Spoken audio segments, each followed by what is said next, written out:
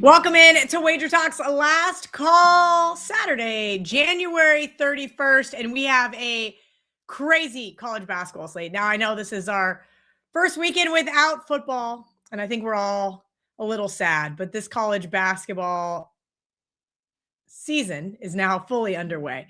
Let's get right into it. We've got Gianni the Greek, Adam Trigger, Rob Veno coming up from Full Court Press. Me and VR are going to go through some things. VR, I kind of have bad news, and I told Art that the comment section just might riot. They may just kill me over this, but Art is going in this afternoon to the Westgate Superbook, not this morning, so I do not have my 17 to 22 game list that I normally have. So we're going to rely on you. I've got 5 games from our buddy Randy over at the Westgate Superbook, so shout out to him. I'm kind of wondering if maybe he narrowed down what Art just sends us everything, right? Like you go 12, 5, and 1 and everybody's happy. I'm kind of hoping maybe Randy just goes 4 and 1 and everybody's still happy, right? Like that's going to be right. Exactly. So we'll go through that. I'll drop it in the chat. Speaking of the chat, make sure you guys tell us what games you want to talk about with the Full Court Press, guys.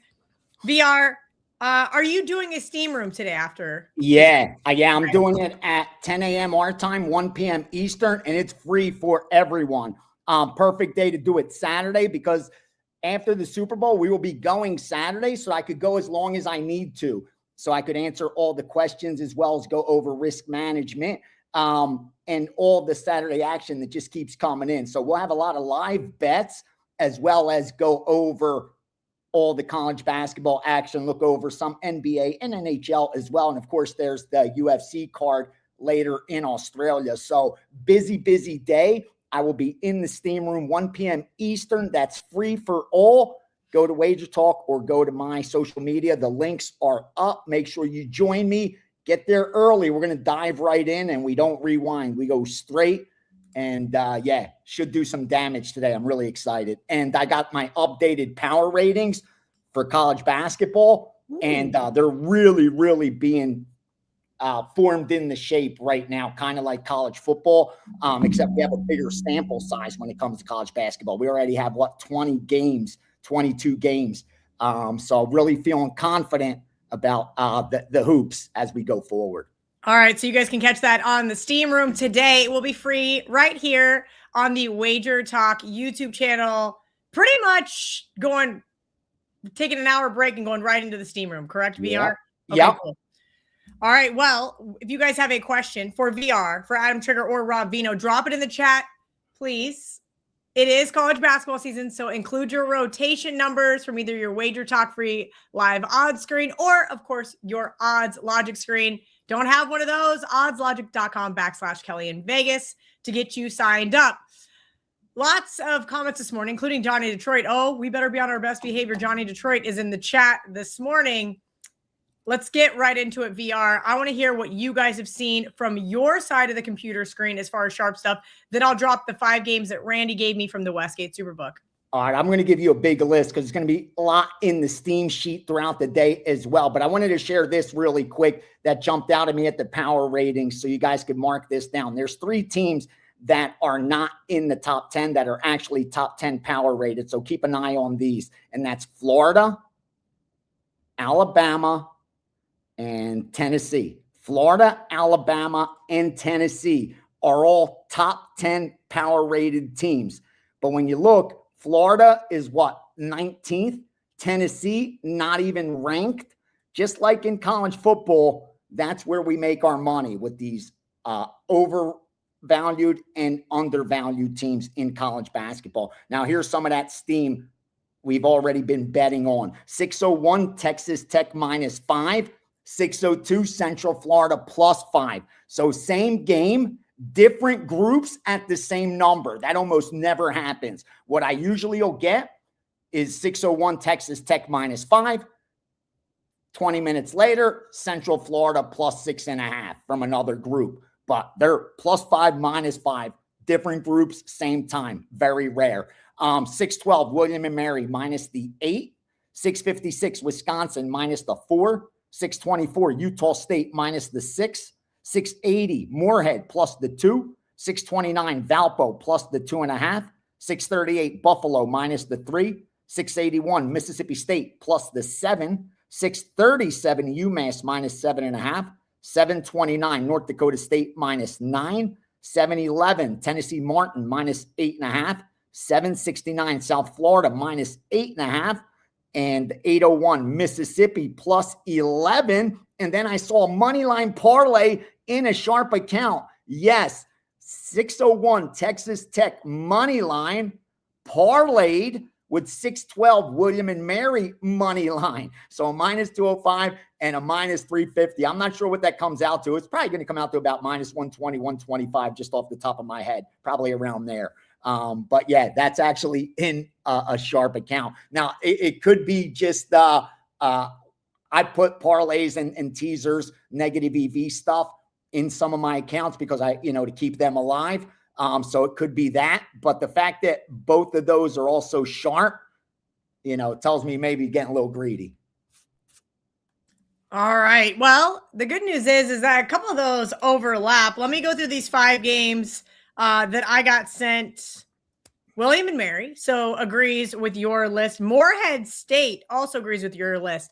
Here are 3 more. Ball State plus 9, Portland State minus 4, and Murray State plus 4.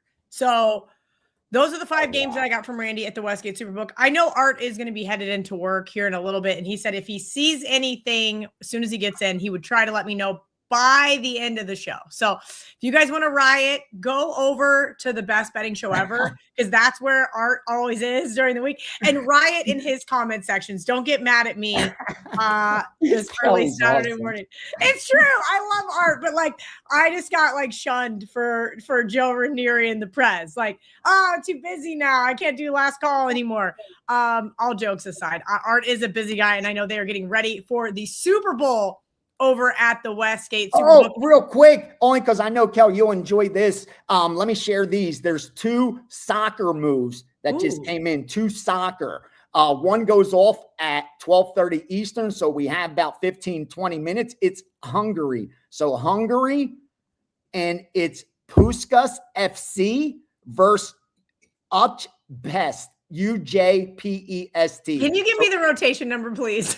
It's 205, 433. 205, 433. Okay. We're going under 2.5 from plus 125 all the way down to plus 105. So it's Puskas FC under 2.5.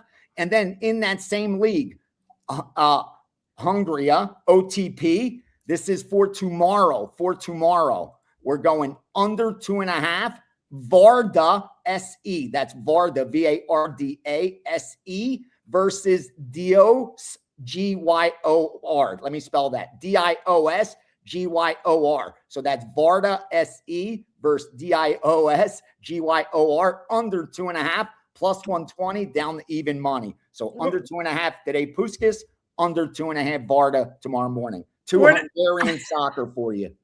There you guys, only on last call. Are you going to get Hungarian soccer at 11 a.m. on his college basketball Saturday morning? I want to go back to Super Bowl really quick because you guys are missing out right now free on the WagerTalk homepage. We can give you guys all of the Super Bowl props, right? Ralph does such a great job with this. This is his Super Bowl prop guide, and it is free. WT.buzz/Super Bowl props. So make sure you guys head over there. It will be on the homepage under download. 604 Virginia Tech plus 13.5 right now on my screen. Tech plus 13.5. Guys, this is what you get on the Steam Room with VR. You just start saying, here's what people are betting. Here's what's coming up. And I will share all of these again for those of you guys that have joined late. Virginia Tech getting some steam there early this morning versus Duke to answer JB Lord of Souls question there. As far as that goes, doesn't get more up to date. No. VR, what else do you have going on right now? So did you guys go down to the Westgate and put in some Super Bowl props? Are you guys I've already fired. Yeah, I fired 5 props. That I've probably already about 16 prompts. 5 of them I bet like 3-4x, and those I released to subscribers. the strongest ones because I'm just going to have so many prompts, but I'm really narrowing down the strongest because they've done really, really well historically. And that's going to happen between now and Super Bowl Sunday. I'll continue to fire, Kel. And the last batch will come that Sunday because that's when the bulk of the public money comes in late Saturday night and early Sunday morning. So they're going to push a lot of those player totals and some of those game props. They'll move those out of whack because they'll take all the plus money on the game props. Like they'll bet, yes, there's going to be an overtime. Yes, there'll be a missed extra point. Yes, there'll be a defensive. Like they'll bet all those pluses. And then we'll go in and lay the chalk comfortably knowing we're getting the best of it late. And then also taking some of those player props under that they just went heavily over on. Because again, even though this total's low for a Super Bowl, the recreational bettors are still going to bet the player props over. All right, we've got a few more minutes with VR. I wanted to kind of chat and see if there was anything you saw on some of these primetime games. As you guys know, the full court press guys like to go deep into the weeds. So I kind of wanted to see what your thoughts were as far as some of these other games. I know you mentioned that splits are on Tech. So some of the guys are betting UCF, some are betting Tech. Is that more against Tech coming off a nice win over Houston, stringing together a handful of games and then ultimately just going on the road here? Yeah, it looks like a little recency bias. At least that's what I was thinking also, because power rated wise, it's really close. And even the public money seems pretty split. You have two identical record teams, both ATS as well. It's just Texas Tech, now on the road, they're a 500 team where UCF has been pretty dominant at home. And even though they haven't been, a great team ATS overall of late, I think they're coming in with a little recency bias on that side. And then you look at Texas Tech, they've just been on fire. 5 straight wins, 3 straight covers. And, against Houston, that was a big game. Huge, huge, huge, like you touched on. Is this a letdown spot? I don't know. Like I said, you have a difference of opinion. And so far, at least the betting line's staying static.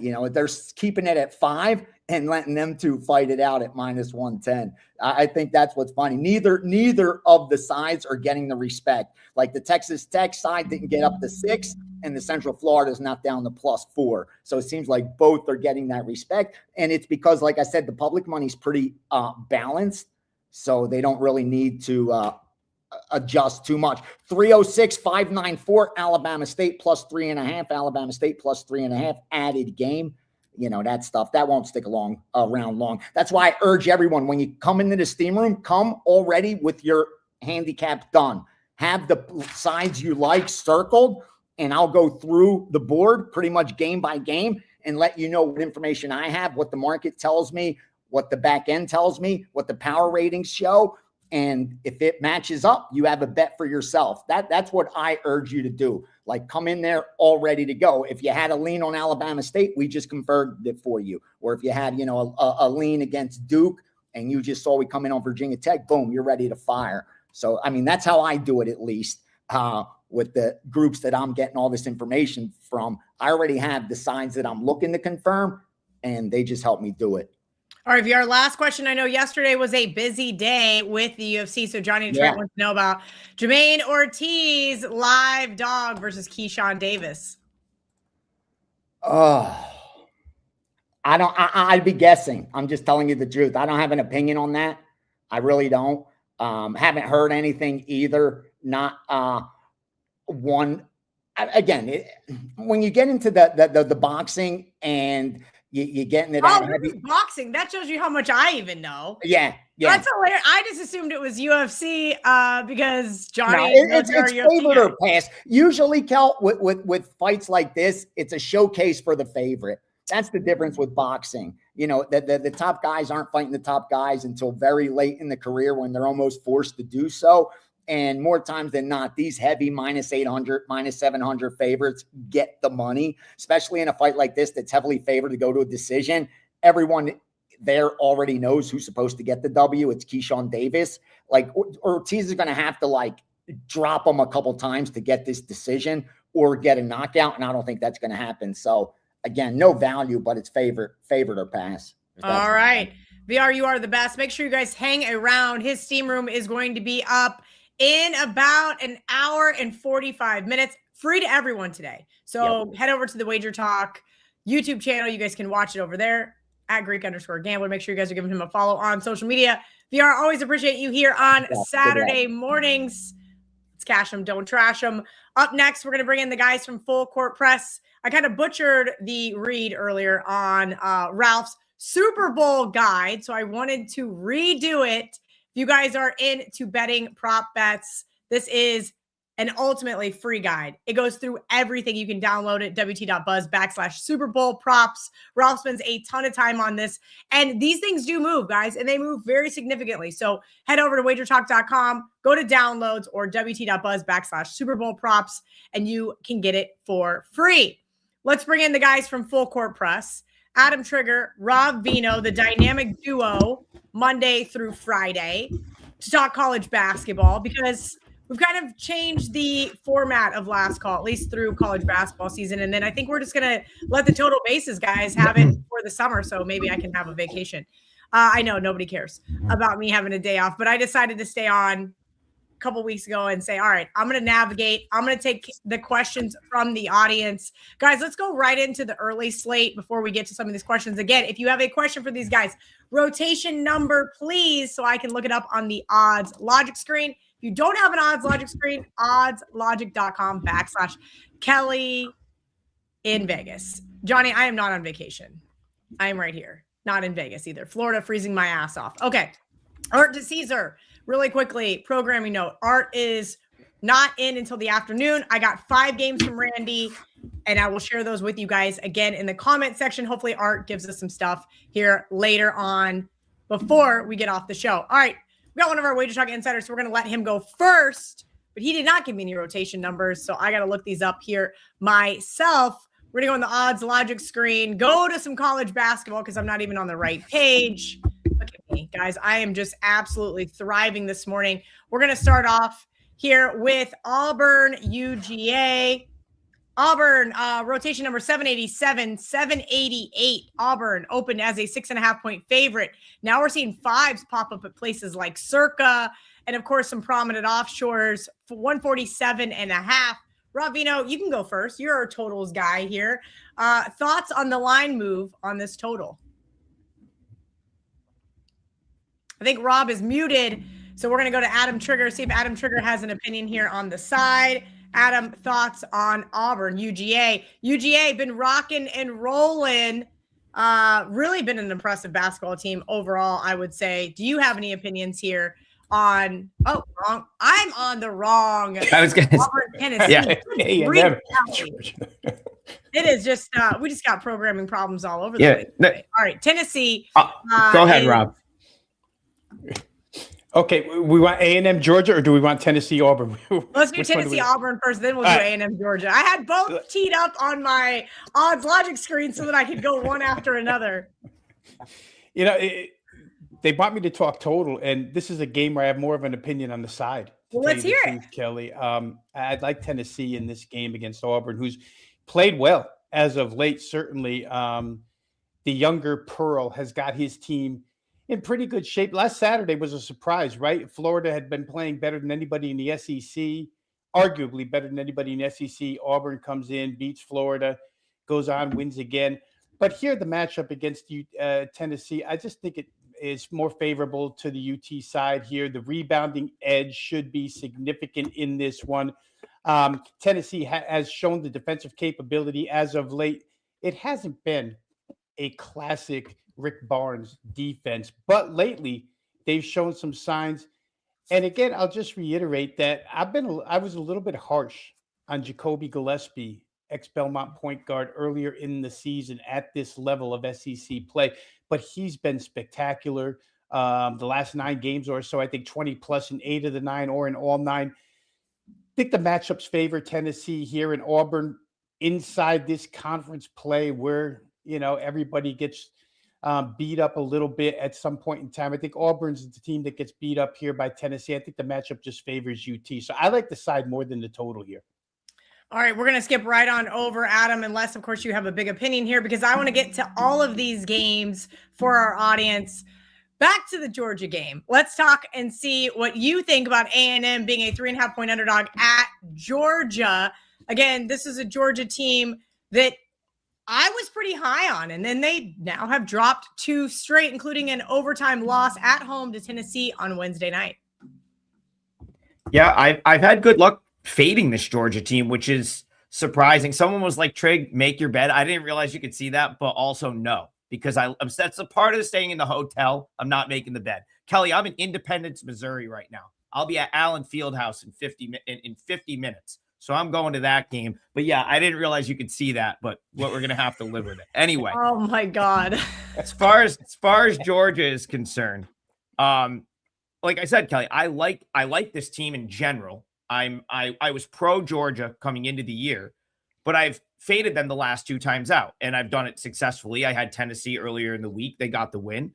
Couldn't believe Tennessee was a small underdog in that game. And then the Texas game that we talked about on this show last week.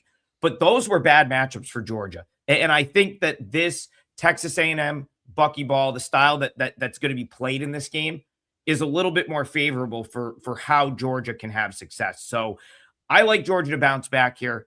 I lean the Bulldogs. I have not played this one yet, but it's just a better matchup than Texas or Tennessee was.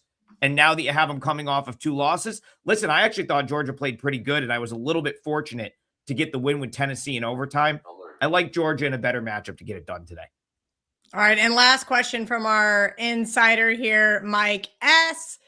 Let's see. He wants to talk about Ohio State, Wisconsin, rotation number 656. Good grief. 3.5 is the opening number for the Badgers. Now up to 5 at Superbook, 5 at Circa. This is an interesting line move here against Ohio State. The total has come down 2 points from 157.5 to 155.5. Rob, do you have an opinion on the side or total here? Ohio State basketball has been less than impressive, but seems like they can win games they're not supposed to win, and then they, lose and just kind of falter at teams at Washington. I expect them to lose to Michigan. I expect them to lose to Nebraska, and I probably expected them to lose to North Carolina. But this team has been kind of frustrating at times. Offensively, hey, if they're getting those bunnies, they're hitting their free throws, they're going to keep it close. But I'm not sure they can do that here against this Badgers defense. Yeah, side and total here is correlated, Kelly, I think, to some Ohio State injuries. I don't know that the injuries are necessarily going to take away from Ohio State's main weapon, which is their offense. Wisconsin was so disappointing the other night. I played them pretty good. I played them 2 ways. I played the side and I played their team total over and got neither. Took the giant gopher donut hole for that one. Wisconsin played Minnesota with only 7 guys dressed for the game. Minnesota was so banged up without their top player, Cade Tyson. Really had nothing as far as depth is concerned. Came out, Nico Medved coached a good first half, or else Wisconsin just took the team very lightly because Minnesota was up by 20. Wisconsin had to rally like crazy just to win that game, which was kind of disappointing. I don't know what happened there exactly with Wisconsin, but in nature to my handicapping style, I think this game probably is a bounce back for Wisconsin offensively, who did 0 right in the first half. I think they scored 50 in the second half, which is more like them. Ohio State doesn't put up a lot of resistance. Neither does Wisconsin on the other side for the most part. So you probably get yourself an over here. You may be able to look at the Wisconsin team total in this one as well, if you prefer just to isolate Wisconsin and ignore, or you don't want to be part of the Ohio State injury concerns. All right, we've got a couple of insiders in the chat, so we're going to get to their questions first. And Garth threw me $5. He's going to buy me a coffee this morning. Thoughts on Long Beach State, Hawaii? I don't trust Hawaii off the island. Rotation number 695, 696, and he follows directions. What a guy. Yeah, so part of the reason I'm so tired right now, in addition to traveling city to city, going to basketball games, is because I was up very late on Thursday night watching Hawaii UC Irvine, which was my only play. And it got home with UC Irvine choking a lead away. It was a very controversial call, in my opinion, at the end of the game that put that game into OT. but Irvine was able to get it done in overtime. Now Hawaii's still on the road. I'd look toward the Hawaii side here, because when you play these big West games, the travel is such that for Hawaii, they come in and play Thursday, Saturday. So I always give less, like the travel from Hawaii is less concerning to me on the back end, because you've already been in California for a couple days, and the travel within California for the Big West is all like pretty much LA area, unless you're going up to Northridge, and there's like another one up north, maybe Sacramento. Or I forget who else is in that region in this league. So again, Hawaii to Irvine on a Thursday, that's a little bit more travel. Hawaii from Irvine to Long Beach, California, that's virtually no travel. So I don't really give the negative that I think the books price into this for Hawaii coming to the mainland. And let's just be honest, this is a big step down from the caliber of opponent that Hawaii played on Thursday. So Hawaii really did play good enough to win that game in the end. They fell short in OT. I kind of like them to bounce back here. Yes. Sorry, Johnny wanted me to reiterate that I do not actually get to buy coffee with the tip money. We do donate it all to charity. So shout out to you guys. And let's keep going with some WagerTalk insiders. Let's see who's got it next. Not a WagerTalk insider yet, but I'm going to let Jason go because he followed the direction. 607, 608. He wants to talk about Cincinnati, Houston. Rob, I was on Texas Tech last Saturday. That was a really great game by both teams overall. Texas Tech able to squeak out the win there at home against Houston. Now Houston is Houston's back at home to play Cincinnati here. This one's going to be interesting because I can't quite figure out this Cincinnati team. I thought to start the year, Wes Miller would have this team playing really good. Well, he's got them playing really good defense. The problem isn't that, it's their offense. It is their offense for sure. Edgerrin James' son, Jizzle James, can't carry the whole freight by himself. For Houston, Kelly, prior to their last game, Kelvin Sampson went into another one of his tirades, upset with the rebounding.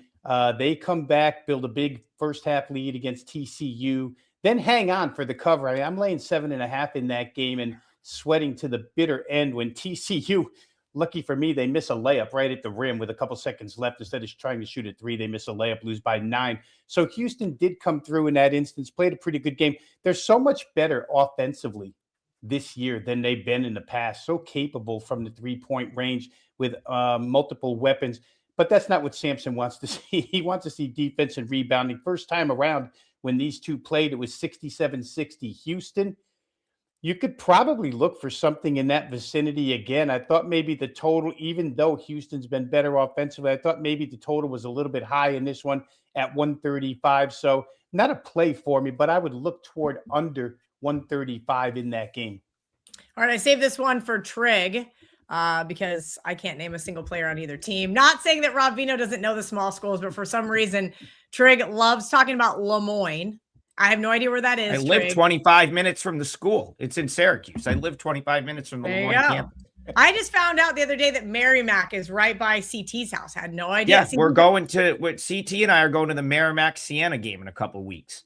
All right. He'll be rooting against me. He's a Merrimack fan now because he found out it's like right by his house. So he didn't know either. He just found out it's close. Well, he knew. So in my defense, okay. All right. Rotation number 306-560 Lemoyne versus Stonehill. Break down this game for our guy A-Rock. So what I think you need to find out here, and I don't know if you'll definitely find it out or not, is Shiloh Jackson was out the last 2 games for Lemoyne. Now, it didn't matter on Monday when they played Fairleigh Dickinson. That was an inferior opponent. It did matter on Thursday. It's something Rob and I actually kind of pointed out in detail on Full Court Press on Thursday. They really missed him in that game. They failed to cover against Long Island. So I really don't know if he's going to play or not. Now, this opened Lemoyne -6. It went down to -4.5. Kind of suggests he's probably out again here. But Stonehill's not. They're a tricky team, in my opinion. They're scrappy. I think they're better than the market sort of prices them. But now that you're getting the discount on Lemoyne, that's, it's a difficult one. I think if you saw Shiloh Jackson in for Lemoyne, that would be a no-brainer bet at where it is right now at 4.5. At the opener of 6, I had no opinion. Without Jackson, I was like right at like Lemoyne minus 5.2. So again, like his status is key. This is a winnable game for Lemoyne, even if he's not in there. So if you see the Stonehill steam come in, which already has started, and it gets down to like 4 or something, I think you could punch back a little bit and take Lemoyne. They're at home. It's a better matchup for them. All right, let's go back to this one really quick because Randy gave us $5, and I didn't get Rob Veno's opinion. He's my totals guy. What do you think about the over in the Texas A&M Georgia game? Do you have a big opinion there as far as the total goes, Rob? I mean, the opinion would be it's a one-way ticket with those two schools. Adam pretty much laid it out, but Georgia wants to play at pace. A&M playing at incredible pace right now. Ex-Samford coach in there running the show. And they've just run up scores all season long, Kelly. So just to reiterate Adam's point here, it's a preferred matchup for Georgia. Let's go. Roll out the balls and let's go. And A&M's going to go with them. So as long as there's halfway decent shot making, I couldn't play under in this one. Not a huge opinion because the number's so high, but these two teams can get to that number pretty easily. All right, Adam. We're going to go to the Big 12. Arizona, arguably the best team in the country. I guess it depends. Let me see. Nope, I lied. Ken Palm now has Michigan back in that coveted number 1 spot. Arizona, still undefeated, takes on in-state rival Arizona State today. This is a big number for a rivalry game. Rotation number 647, 648. 15.5 was the opener, down to 14 at some of the prominent offshores, 14.5, Superbook and Circa. Break down this one for me. Is this an Arizona team that just could score at will against this Arizona State defense? Yeah, this is such a weird sort of spot for both teams and matchup. And I don't disagree. I mean, listen, Michigan, Arizona, probably interchangeable at the top.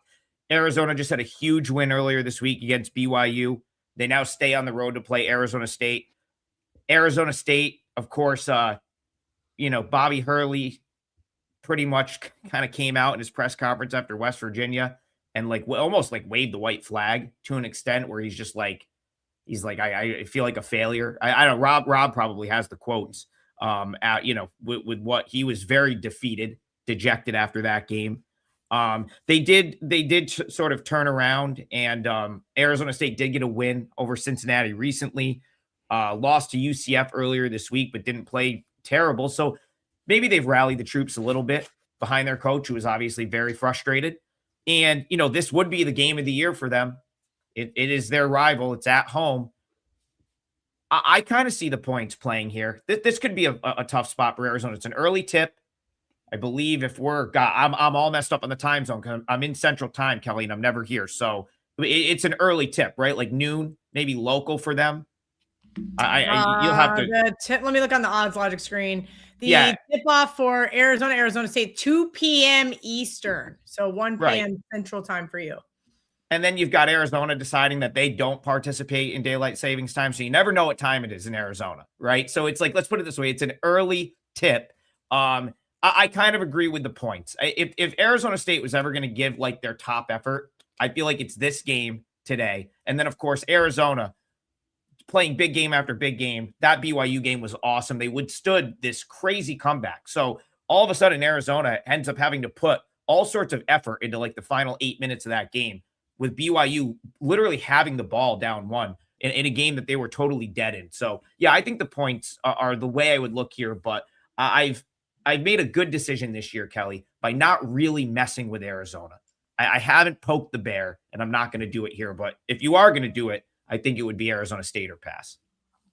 I just remembered I was going to make fun of Michigan fans in the chat. And I just remembered they played last night and beat Sparty. So congratulations to them because they're being super obnoxious. And I'm like, where is this game? Oh, wait, it was last night.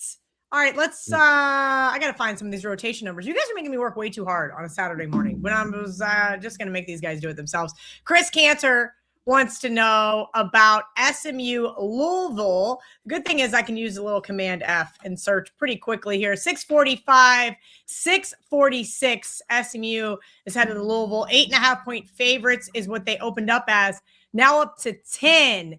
They're at the Westgate Superbook and a couple of other books there in Vegas. 161.5 is still the total across the board. Rob Veno, kind of thoughts on either one of these teams or possibly on the total? I know that your little red alert buzzer siren thing, Kelly, is totally, it's for Teddy, I know. But when a guy comes in and actually nails what I was going to use as the parlay game today, I think he needs the little red siren to go off. So why don't we just get my leg of the parlay out of the way here?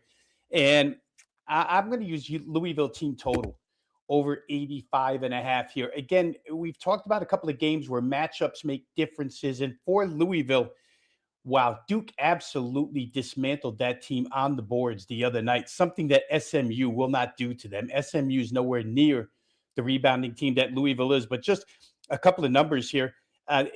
Duke out-rebounded Louisville by 21 the other day. They beat them 42-10 inside the paint. That's crazy.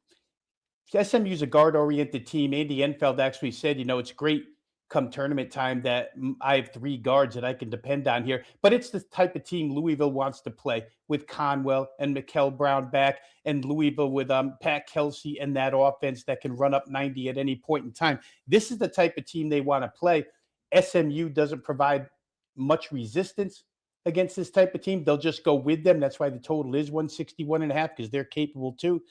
And Louisville might get second chances, probably will get second chances that they could not get against Duke's rebounding squad. So I like Louisville quite a bit, over 85.5 here, and what should be a high scoring game. And, I guess congratulations to nailing my parlay game with your question out of the chat there. Yeah, that was great. What a great segue. Adam and I will also give out a parlay leg, and I was the lone loser last Saturday. So we gotta, get that one back on track. All right, let's hit a couple of these other games. If you guys have a rotation number, all right, fine. Just because Trig has the shirt on and you dropped your rotation number, John, 691, 692. BYU is playing KU, not UK. But that's just a little technicality. Adam Trigger, you're heading to Allen Fieldhouse here after bit. Sorry that you're going to freeze in that old, dirty, falling apart place, but I hope you have a good time. Who do you like in that game? Yeah, this is my Billikens hoodie. This is from St. Louis last night. I will get the KU. You're right. Yeah, that's right. That's right. See your messy bed, but I can't see because the Adam Trigger underneath. I just assumed it was a BYU hoodie. Yeah, it does kind of have that blue color, but I'll tell you what, I wouldn't dare wear a BYU hoodie in there, but I am going to take BYU plus. Adam, those kids are all talk. Listen, I have been to Allen Fieldhouse so many times, never once been arrested. It is not that serious. Listen, Kelly, I'll tell you what, I'm going in the enemy territory today to ensure that we get the second leg of our parlay home, because I love BYU here. I love BYU plus the points. 4.5. I don't think I've had a in-game boots on the ground play in a while. I typically, because I'm busy at these games a lot of times, especially if they're going to give the credential. Like I like to not be grinding a game, but today I'm just going as a fan, so that's fine with me. BYU plus 4.5. The reason I like this matchup for BYU, Kelly, is outside of the obvious, right? Darren Peterson against AJ Devanza, both teams tremendous. The phenomenal atmosphere that will be at Allen Fieldhouse. I still think BYU is a slightly better team. I think Kansas, the way you beat them is good shot making, and BYU has that. And if all else fails, BYU still has AJ Devanza, and I still don't know that Kansas has anyone that can really guard him. And if he can just kind of take over, I think that's BYU's path to victory. Now, I think BYU will probably need someone else to step up to win the game, but we're also just talking keeping it within 4.5. And on the flip side, listen, Kansas has some of their own issues as well in that department. I'd be interested to get Rob's follow-up here real quickly on this game, because I do think with all of the hype surrounding Peterson, DeBanston, and two great offenses, I think this is kind of a tighter game. You're going to have a lot of jump shots, so I actually think it could go under as well. But because I think points may be at more of a premium than the bookmakers are suggesting here, I think my 4.5 is pretty valuable. So I'll call for the BYU outright win. I'll be, I will not be in a BYU hoodie. So I'm just going to slide in there, cash my 4.5, get back to the rental car and get out of town. But But yeah, I like the Cougars. I think they bounce back from a close call with Arizona and win this game. Now this makes me nervous because whenever Trig and I agree, it's usually not good. And I thought about using BYU as my parlay leg. Clearly, we don't talk before the show. Here's the reality, Rob. I wanted BYU so bad on Monday night. I blinked, that 3 was gone. And I said, you know what, Kelly? We've been down this road before. 1.5 is not 3.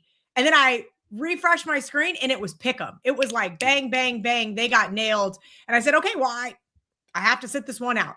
And I'm really glad that I did because I was not overly impressed with BYU for a great portion of that game. Now, albeit they were playing the number 1 team in the country, right? By all intents and purposes from a power rating perspective in Arizona, but they were at home. They showed some fight there late. Your thoughts on them having a bounce back game here against Kansas? Yeah, and thoughts on Allen Fieldhouse and being afraid. Story for another day, but my son is a Mizzou grad and the border war. I mean, if you're Mizzou, it's much thicker than if you're BYU. Couple of things here, guys. I'm still not quite confident on how good Kansas is. 4 of their next 5 starting tonight or today are going to be against the premier teams of the Big 12. So we're going to find out a lot more about Kansas over the course of the next 5 games than we have so far. Even though they've been on a really good roll, it's not against the upper echelon of the Big 12. I wonder how much maybe that game took out of BYU the other night. I remember texting Trig. I'm like, holy cow, BYU could win this game. It's absolutely amazing. The last 50 seconds were nuts. And they're battle tested, right? They came close in Boston against UConn. They came close the other night against Arizona. They were in it against Texas Tech the entire way until about 4 minutes left. The game just got away from them. So I do wonder about their energy. And last thing I'll say that could be pro BYU is that Robert Wright, the point guard, played here last year for Baylor. He played 37 minutes and scored 24 points. So there's no way that Robert Wright, who's going to have the ball in his hands most of the time, is going to be that BYU is going to be in awe of any venue here, Allen Fieldhouse. So I could see both sides here, but I really think I would lean BYU as long as that game the other night didn't take too much out of them. Hey, Kel, someone in the chat says Trig makes no sense. So I'm going to make this very simple for that person. Okay. I'd rather have Debansta, and I think BYU will make more shots. So that's one of the big reasons I like them. Everything else being equal. I make the number Kansas minus 2.1. It's 4.5. So I have more of it than a 2-point edge, which is typically what I look for. And the big hype atmosphere is not as big of a deal to me because BYU plays in a very hype atmosphere of their own. I don't think they're going to be phased by the big spot. And Rob kind of talked about Rob Wright being there. So that is the very straightforward version of why I like BYU plus the points. And it is a 4% client play for me. 4%. All right. Well, I'm going to go right into my parlay at this point in time. 685, 686. West Virginia was a 3-point favorite down to 2.5. CT texted our group chat this morning and said, hey, tell me why West Virginia doesn't blow out Baylor. So my gun-to-head answer was they couldn't barely blow out Kansas State. That was a Kansas State team missing 2 of their original starters from the beginning of the season, who had just lost to Kansas after being down 6 with less than 3 minutes to go, and they end up getting their doors blown off at home to then go on the road and somehow keep it close versus West Virginia in a really ugly low-scoring game. That game was like in the 40s in the first half. I think this is a really good spot for West Virginia to bounce back. West Virginia likes to play slow and low ball. They play really, really tough defense. And that's where Baylor is going to struggle, right? Baylor, on the flip side, does not play defense. They give up a monster 3, and they just continue to fall. If Ross Hodge has the Mountaineers hitting those big 3 buckets, it's going to be lights out for Baylor. I think the easy nod is to say, oh, yeah, West Virginia couldn't even keep up with K-State, let alone Baylor. I think it's going to be a bad day for Baylor. I'm going to lay 2.5 in the parlay today with the Mountaineers. Adam's on BYU plus 4, and Rob is on the Louisville team total. I apologize, Rob. I do not have my sportsbook open. What is the team total there for for the Louisville Cardinals? It is 85.5, Kel. 85.5. All right, guys, 85.5. We got about 15 minutes left before tip off. So if you guys have a question, drop it in the chat. Yeah, look, this guy says he's from Kansas and he can't take BYU and he can't take KU either. He at least knows. He cannot do it. All right. Lou has a question for you, Rob. Do you know what the Houston Cougars first half against the spread is? We know that's Ski Profit's favorite bet is to take Houston first half. Do you happen to know what their ATS record is? Yeah, I was just going to say, can I phone a friend? Because I guarantee you. I'm going to go ahead and say he's not awake yet. Yeah, well, you're probably right. Or he just got home, one or the other. He might have just got home. It's above 500. In the last 3 years, it's just been a winning proposition. Let's just leave it at that. The exact numbers on this year, I don't have in front of me. But we could look it up, or somebody in the chat could get it for us. But Houston first half is a real thing. And especially when Kelvin Sampson's angry, it's an even bigger thing. It's a very good point. That is a very good point. That was probably how I would be looking at Houston today in a bounce back spot. All right, Trig, let's go deep into this one. I do not have the rotation number, so let me pull up the odds logic screen and search for Hofstra. Let's see if I can even spell Hofstra. That's the first way to look it up. 635, 636. Hofstra is a 1 point, open as a 1 point favorite at Monmouth, now up to 2.5 total, sitting around 140. There's some 139.5s even starting to pop up. Yeah, Hofstra is a puzzling sort of scenario because they've lost 5 straight games. Prior to the 5-game losing streak, it looked like they were looking like the best team in this league, or at least they belonged in the conversation with the Towsons and the Wilmingtons and the the teams at the top half of this league. But they're so shot making reliant. They're so heavily reliant on making jump shots that they've just kind of gone cold. Like the jump shots have stopped falling for them. And, last time out, College of Charleston, that, they can defend and teams that can kind of clamp down on the defensive end have given them some trouble recently. The loss to Stony Brook that started this run, losing to North Carolina A&T, it all goes back to the fact that they take a lot of jumpers. And when you take a lot of jumpers, if you know how it goes, you start to miss shots and then the easy buckets aren't there and it can kind of make it tough to score. And I think that's what's happened to Hofstra a little bit. Now their last win was over this Monmouth team, but it was an overtime game that was played in the 60s. So on one hand, I think it's probably an okay matchup for Hofstra to bounce back in. Maybe they can, because they did enough in that first game to win. But on the other hand, you play this Monmouth team, pretty disciplined defensively under King Rice. They're going to play slower. They covered that first game. They were a 7.5 point underdog in that first game against Hofstra. So it's tough because I don't really want to fade Hofstra on a 5-game losing streak against what I consider to be a lesser team. But Monmouth's not the best matchup for them. So I can't, it's a really difficult one. I think I lean Hofstra because I can't fathom them losing another game to a team lesser than them in a league that's not very good. But this is just not where I want to really bet Hofstra right now. All right, Rob, rotation number from our insider here. Titan CT 775, 776. UConn is a 7.5 point, even 8 starting to pop up here. 143.5 at Creighton. This team's on a 16-game winning streak, Rob, and I don't always know what to make of them, right? You mentioned a couple weeks ago, it's like they like to play around with their food. It's like they're bored in the Big East, or maybe that was Trig's analogy, whichever it was. I found it really interesting because I do feel like that is the frustrating part when laying points, especially on the road here with this UConn team. But Titan CT wants to know your thoughts. Yeah, we did talk about them last week, Kel, and I said, you have to anticipate or trying to anticipate when the breakout game is going to come is almost impossible with UConn. It didn't come last Saturday. It didn't happen during the week. They're now 0-7 against the spread, last 7 Big East games. Last week, I wasn't thinking about jumping in front of the 0-7 or 0-5 at the time freight train. But here I just might. I think at some point in time, Dan Hurley by now is going to have a coronary with this team. So upset that they don't have what he refers to as killer instinct of his championship team a couple of years ago.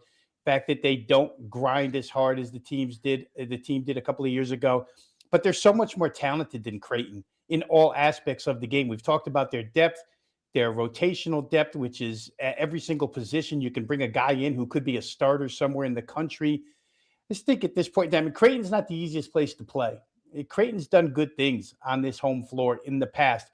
The team that head coach McDermott has this year isn't a Creighton of the past, and they're really not good defensively. So for me, I think this could be the breakout game here. I'm willing to take a shot with UConn -7.5 today, which is a lot more than I could say last week about the Huskies. And I love the UConn Huskies. So we'll see how they do tonight. But I think this could be the breakout game, Kel. Sorry, hang in, Iron 86. This is not a hockey show. I apologize. We do not have Carm and Andrew on. You're going to have to ask them about the Flyers -110. But if you guys have a question, we have about 9 minutes left in the chat. Rob, we're going to go to Trig. And we'll go back to Rob on this. San Diego State, Utah State. No rotation number, you guys. I swear. What are we doing here? 6:23, 6:24. This one tips off in about an hour. Utah State is a 6-point, opened as a 6-point favorite, 7.5 at the Superbook, 7 at Circa, and it's still 6.5 at a lot of different offshore. So that's very interesting. 146.5. Now the total, that one's come down 3 points. Trig, do you have an opinion on the side before I ask Rob about the total? I'll just kind of give this one to Rob, and I'll take the next one. I feel like he's got a better beat on these particular teams than I do, so I'll give this one to Rob. Yeah, the one thing that makes this, and I looked at this morning, guys, extremely difficult is this start time. What are we talking about here? 10 a.m. San Diego State time, 11 a.m. Utah State. Utah State's probably trying to get every advantage that they can. Not that they need them. It's an excellent basketball team, and they blew their opponent out midweek. I forget who they were playing. I was watching, and it was silly watching them continue to score and score and score. San Diego State, obviously, these two probably arguably the two best teams in the league. So San Diego State has all the tools, but I do wonder about body clock here, which led me to under. The money suggested a little bit, 149.5 down to 146.5. I could see a sluggish first half, even if it's only one way. If it's San Diego State that's not awake for this one to start the game, it probably still leads you to an under. I don't know. Is San Diego State's offensively capable this year more than past years? But I don't know that they're capable of rallying to the extent in the second half, if they get off to a slow start, to push this game over. Utah State's pretty good defensively. So I can understand both moves here. I can understand the move towards Utah State. I wouldn't lay it. I understand it, but I wouldn't lay 7.5. And the total would be a little bit more appealing, under 146.5. And like you said, Kelly, the number is all over the place. You can actually find a 147.5 if you like under. All right, Trig, let's take the question from the chat regarding Miami, Florida. I can't see what's going on because I have to have my odds logic screen open because you guys are not sending me rotation numbers. 693, 694. Miami is now up to 10.5, 148. And I do believe they are at home. That's why they're in the bottom. Cal's traveling across the country. Of course, the lovely ACC, where you have to go from Berkeley, California to Miami, Florida, Coral Gables to play basketball. Talk about that situation, Trig, as well as this number. So what I figured out with Miami at this point is if you kind of have to play zone against them to have a chance. Like they're very efficient and they can score at the rim. And I actually thought Stanford would have done that earlier in the week, except Stanford was without Chisholm Okpara, which killed any sort of chance they had to like play an effective zone. And even in that game, Miami kind of struggled early, figured it out late, had a big second half. And I believe they actually covered, I think they might've covered by like a half point from where the number closed. It was like 8.5 and I think they won by 9, something like that. So this is a better matchup for them. Cal can't really stop anyone. Kelly, you probably remember there was a point in time where I think Kansas State dropped 90 something on Cal earlier this year. Just not a good defensive team, really not a good team in general. Like that's Rob and I have brought this up on Full Court Press, here and there. Neither of us have been super high on Cal this year. So not a number I'm really dying to lay, but I don't know that Cal can like put together a defensive game plan that's going to really frustrate like Miami, like some other teams are able to. So a very slight lean toward Miami in this one. All right, guys. Here's an interesting one because I just saw a guy that I like to fade, bet Butler first half in game, 605. Butler's a 5.5 point favorite at home to Georgetown. Rob, I'll let you take this one. Georgetown, not a lot to write home about, but I'm not sure that laying the points here with this Butler team is the right side either. Again, take it for what you will. I had a guy that I like to fade, take Butler first half in game. Interesting. Maybe a fade there as well. Thanks for the info, Kel. Butler's a one-way ticket, right? Butler, you're either playing some form of over. You can't lay points with the team. And I'll quote again, my NBA colleague, Ski Prophet, you can't trust a team laying points that can't get stops. And Butler doesn't get stops. And Georgetown's been hot as of late. Ed Cooley may have something turned around there at Georgetown. So this game probably gets up in score. Butler has been up in score most of the year. My most success with them is always playing some form of over, either the Butler team total over or potentially the full game over. I wouldn't exclude Georgetown here because they have the capability to score against Butler from what we're seeing right now. Again, it looks like maybe they've turned a corner. So my initial reaction would be play this game over the number. All right. Here is one without a rotation number, but he wants to know, G's would like to know about UCLA. Let me pull this one up really quickly. Trig, UCLA is at home to Indiana, 4-point favorite, rotation number 719, 720. Talk to me about Indiana basketball. It sounds so weird for these two to be playing each other, but here we are in the new Big Ten. I like UCLA here. I thought about UCLA long and hard. Hasn't made my card yet, but that's also it's a big slate today. So, it's not that it couldn't, but I've got other stuff I like a little bit more. At 3.5, I would very much co-sign a play on UCLA at that number. I don't know if you're saying it's 5 now. I didn't see what it was, but it was 3.5 earlier. I make it 5.8. You've got UCLA at home here, which means obviously Indiana's on the road where they've been worse.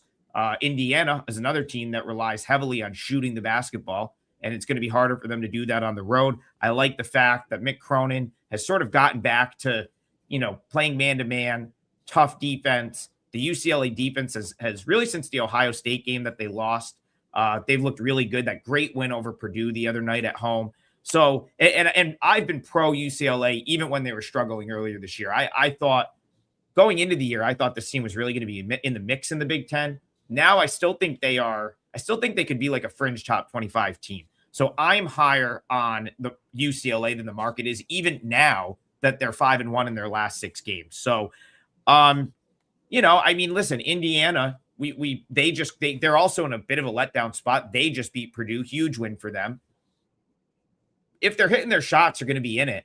But going on the road, coming off the Purdue win, I feel like it's less likely that Indiana plays great here. And if they don't, I think it sets up for UCLA to sort of put the clamps on them a little bit. So I like UCLA quite a bit, -3.5. I have completely lost track of time getting in my last minute bets. So we're going to wrap this show up. Rob Veno, any final thoughts for this college basketball Saturday? Let me know what you and Trig have going on with Full Court Press. I know you guys have a 2-for-1 kind of deal over at WagerTalk.com. Yeah, the package is called Double the CBB Firepower. You'll get every play Adam releases, every play I release. Again, I reiterate that it's a pretty good combo package because Adam plays a lot of sides. I play a lot of totals, so you get a good mix in there. 3-day package, you'll get every play we release. If there's any 5%, you'll get them. $59. You can find us every Monday through Friday, 10 a.m. to 11 a.m., doing Full Court Press over on WagerTalk TV. All right, Adam Trigger, any final thoughts on today's college basketball slate? I saw we already have a nice little CLV trophy there with BYU down to 3.5 right now on the odds. Logic screen, by the way, our parlay is Adam is on BYU. Rob, Louisville team total over 85.5. Me, West Virginia -2.5. Yeah, BYU is a 4% play for me at 4.5. Released that earlier this morning. So that's one of 3 that I have locked in right now. probably have a couple more. It's Saturday, so there's always a potential to add throughout the day. And I even with the 0-2 yesterday, where I went 0-2 on 2 games that I had 2 points of CLV. It's always frustrating, but it's really my first losing day in a while. I'm still up right around 20 units for the month of January. So hopefully we can add a couple on the final day of the month and, keep it going into February. All right, let's keep it going into February. These guys will be back Monday morning, as they mentioned, 10 a.m. Eastern, taking all of your live questions in the chat. Great information from both of them. And then we'll see them back here next Saturday if I make it back from San Francisco in time. No, I should be back. I just will be a little jet lagged. So I'm going to be on Adam's ass per usual. Stay for the college basketball knowledge. Come for the college basketball knowledge. Stay for Kelly's feistiness. Rob Veno at Rob Veno Sports. Adam Trigger at Adam Trigger WT. Here on Saturday, college basketball last call, a.k.a. Full Court Press Saturday edition. Thank you guys for hanging out with us. Cash them, don't trash them. And we'll see you guys next week.